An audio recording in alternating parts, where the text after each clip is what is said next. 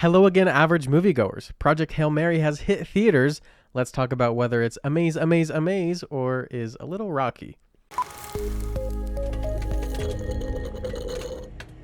Project Hail Mary is based on the book of the same name by Andy Weir, who is known for writing The Martian, which got a cinematic adaptation by Ridley Scott in 2015. This time around, his book is being adapted for the screen by the same writer, Drew Goddard, who also created and wrote the Daredevil Netflix series and is directed by Phil Lord and Chris Miller, known for their exceptional work in animated film like Spider-Verse and the Lego movies, as well as their live-action comedy in the 21 Jump Street movies. So, as you may be able to tell from that roster, everyone involved in this is at the top of their craft, and it comes together to create such a unique and special cinematic experience and a truly exceptional movie. A phenomenal film. Drew Goddard has an excellent sense of drama, structure, and pacing. Andy Weir's novel is very clever, witty, and well plotted, and Lord and Miller have a wonderful sense of visual storytelling and humor. All of that put together creates a synergy that can be felt on screen. Of course, start throwing in Ryan Gosling's charismatic and skillful performance, whose shoulders the movie rests on, and this movie just begins buzzing with an intoxicating energy. Let's talk for a moment about adaptations.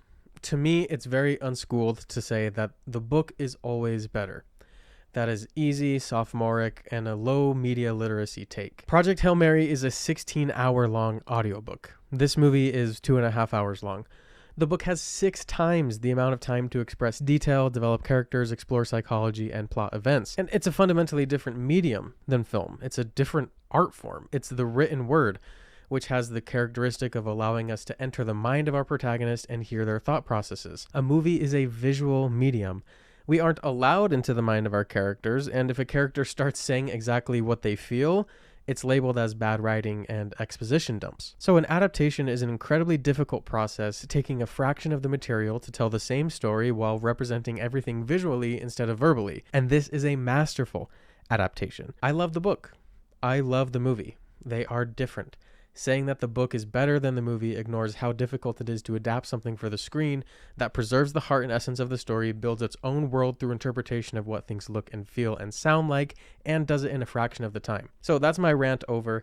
I just think that sometimes fans can get really toxic about adaptations for missing details like hair or eye color, or having to skip events and consolidate characters.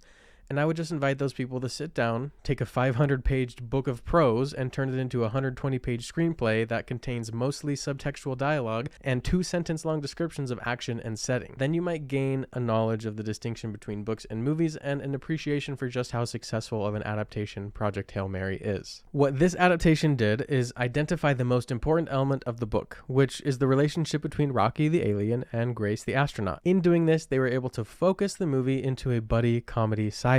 Yet at the same time, it actually is very faithful to the book. I'm surprised just how much it was able to pack into this movie. Yes, it has to condense a lot of things in order to do that, but that's why I find it such a brilliant adaptation. Knowing which parts it condensed and understanding why, and the movie being better for it. If anything, I'm worried that some elements that the movie quickly discusses in order to be faithful to the book might go over the head of the audience who hasn't read the book. So I'm curious, if you're someone who saw the movie but hasn't read the book, were there any parts that were a little too quick and lost you? Let me know. The music of this film is also breathtaking, and it's very optimistic. The whole movie is about hope, and it's colorful. It's not dreary and pessimistic.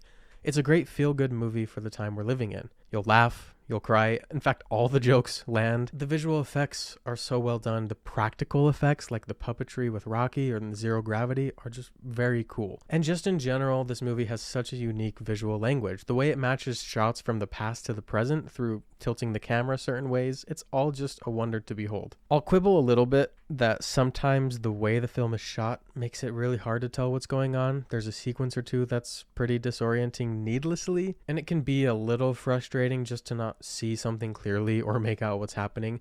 And I understand that that can be about realism and immersion, but it can grow tiresome at times. Also, sometimes it's hard to hear what people are saying, and I usually hesitate to make that criticism because I never know if it's the theater's fault or the mix's fault. But to me, it seems like it's the mix's fault because there are times when characters are speaking to each other, let's say, over walkie-talkies, and it's so hard to hear, even when we're looking at the character who's talking into the walkie.